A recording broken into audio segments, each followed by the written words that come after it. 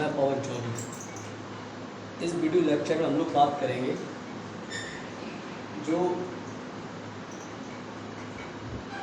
Basis of classification है animal kingdom का। Basis of classification, इसका हम लोग थर्ड सेगमेंट बात करेंगे और वो है आपका diploblastic condition, diploblastic and triploblastic.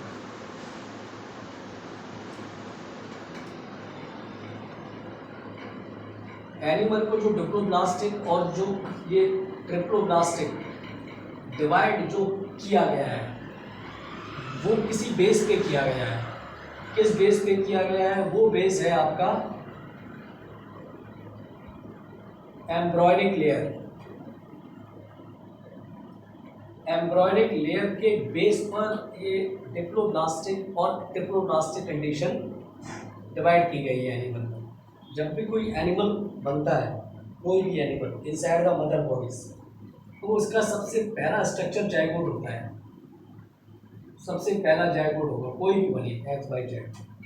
अब ये जो जाइगोट होता है, ये जो जाइगोट है, ये जाइगोट, इसके आगे फिर सेल डिवीजन होता है, यानी क्लीवेज होता है। तो जो स्ट्रक्चर्स बनते हैं वो इसके अंदर फिर जो सेल डिवाइड होती है तो एक ऐसा स्ट्रक्चर बनता है। इसे हम लोग मोरुला कह सकते हैं, मोरुला। फिर मोरुला के बाद एक ऐसी स्टेज आती है जिसका नाम होता है ब्लास्टुला, जिसमें एक कैविटी बन जाती है यहाँ पर। इसके बीच में अगर हम ब्लास्टुला बनाते हैं तो ब्लास्टुला में एक यहाँ पर ये कैविटी बन जाती है बीच में। ये साइड में सेल हो जाती है सब, और यहाँ ये कैविटी बन जाती है, ठीक है, जिसे आप ब्लास्टोसील कहते हैं। और फिर ब्लास्टुला के बाद एक स्टेज आती है जिसका नाम है गैस्ट्रोला, जिसका नाम है गैस्ट्रोला। तो जो गैस्ट्रोला जो स्टेज है, इसी स्टेज पर ये एम्ब्रॉयनिक लेयर बनती है। अब कैसे बनती है ये हम आपको बताते हैं।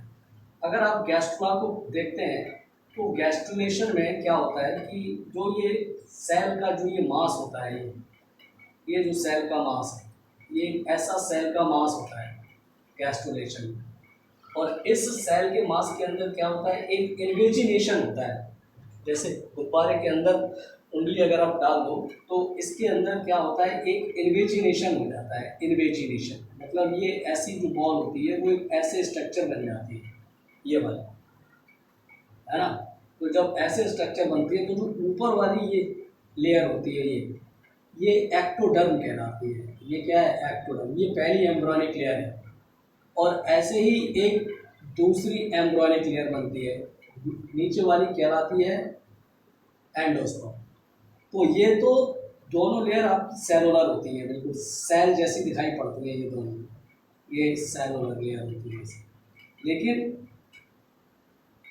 इसके बीच में जो ये एक्टोडर्म और जो ये एंडोडर्म बनी हुई है, ये दो जो एम्ब्रॉयनिक लेयर बनी हुई है, इनके बीच में जो ये जगह होती है, यहाँ पर एक नॉन सेलुलर जेली लाइक एक लेयर बनती है जिसे नाम देते हैं मीजोडर्म। क्या नाम देते हैं? मीजोडर्म। और ये जो मीजोडर्म है ये एक्टोडर्म और एंडोडर्म से बिल्कुल अलग दिखाई पड़ती है, डिफ्रेंशिएटेड होकर दिखाई पड़ती है। तो वो एनिमल जिनमें एम्ब्रॉयनिक डेवलपमेंट के टाइम पर सिर्फ एक्टोडर्म और एंडोडर्म होती है, वो एनिमल्स, जैसे वो एनिमल्स जिनमें एम्ब्रॉयनिक डेवलपमेंट के टाइम पर सिर्फ दो एम्ब्रॉयनिक लेयर पाई जाती है, टू एम्ब्रॉयनिक लेयर। टू से मतलब है एक्टोडर्म और एंडोडर्म, ठीक है। तो वो तो आपके डिप्लोब्लास्टिक होते हैं। क्या होते हैं? डिप्लोब्लास्टिक। वो आपके डिप्लोब्लास्टिक होते हैं। और वो एनिमल जिनमें एम्ब्रॉयनिक टाइम पर ये तीनों एम्ब्रॉयनिक लेयर पाई जाती है, 3 एम्ब्रॉयनिक लेयर, वो आपके कहलाते हैं ट्रिप्लोब्लास्टिक। वो आपके कहलाते हैं ट्रिप्लोब्लास्टिक। ठीक है, अब डिप्लोब्लास्टिक एनिमल आपके क्या है? ट्रिप्लोब्लास्टिक कंडीशन जो स्टार्ट हुई है वो आपके प्लेटे हेलमिंथीज से हुई है। कहाँ से? प्लेटे हेलमिंथीज। इसके बाद से जितने भी एनिमल्स आए हैं प्लेटे हेलमिंथीज टू कॉर्डेट्स, ये सारे ही आपके ट्रिप्लोब्लास्टिक हैं। और प्लेटे हेलमिंथीज के पहले जितने भी एनिमल्स हैं यानी आपके पॉलीफेरा, सीलेंट्रेटा और टीनोफोरा, ये सारे डिप्लोब्लास्टिक हैं। अब यहाँ पर हम एक चीज और आपको बताएंगे जो सीलेंट्रेट्स में होती है, जो आपके सीलेंट्रेट्स में होती है। क्या? सीलेंट्रेट्स में एक्टोडर्म और ये एंडोडर्म तो बनती है। सीलेंट्रेट में एक्टोडर्म भी बनती है और एंडोडर्म भी बनती है। एक्टोडर्म, सीलेंट्रेट में एक्टोडर्म भी बनता है और एंडोडर्म भी बनता है।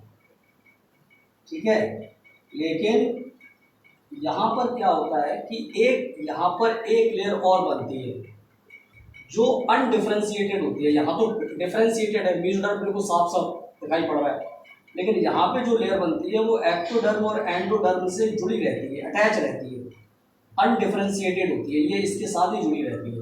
तो जो ये अनडिफरेंशिएटेड लेयर है इसका नाम होता है मीसोग्लिया। मीसोग्लिया, ये मीसोग्लिया है। तो जो ये मीसोग्लिया है ये क्या है? ये अनडिफरेंशिएटेड है, अनडिफरेंशिएटेड। तो जो अनडिफरेंशिएटेड लेयर है ये प्रेजेंट होती है, लेकिन इसको हम ट्रिप्लोब्लास्टिक कंडीशन नहीं मानते क्योंकि ये ट्रू मीसोडर्म नहीं है। तो मीसोग्लिया के बावजूद भी ये जो है आपका सीलेंट्रेट ये डिप्लोब्लास्टिक नहीं माना जाता है क्योंकि ये अनडिफरेंशिएटेड है। तो जो मीसोग्लिया है वो आपकी कैरेक्टरिस्टिक फीचर है सीलेंट्रेट्स का। ठीक है, तो ये डिप्लोब्लास्टिक और ये ट्रिप्लोब्लास्टिक कंडीशन, वो एनिमल्स जिनमें एम्ब्रियोनिक डेवलपमेंट के टाइम पर सिर्फ दो एम्ब्रियोनिक लेयर बनती है, एक्टोडर्म और एंडोडर्म, वो आपके डिप्लोब्लास्टिक। और वो एनिमल्स जिनमें एम्ब्रियोनिक डेवलपमेंट के टाइम पर ये एक्टोडर्म, मेसोडर्म और एंडोडर्म ये तीनों लेयर बनती हैं, वो आपकी कंडीशन ट्रिप्लोब्लास्टिक। एनिमल्स को जो डिप्लोब्लास्टिक और जो ट्रिप्लोब्लास्टिक डिवाइड किया गया है वो डिवाइड किया गया है on the basis of embryonic layer.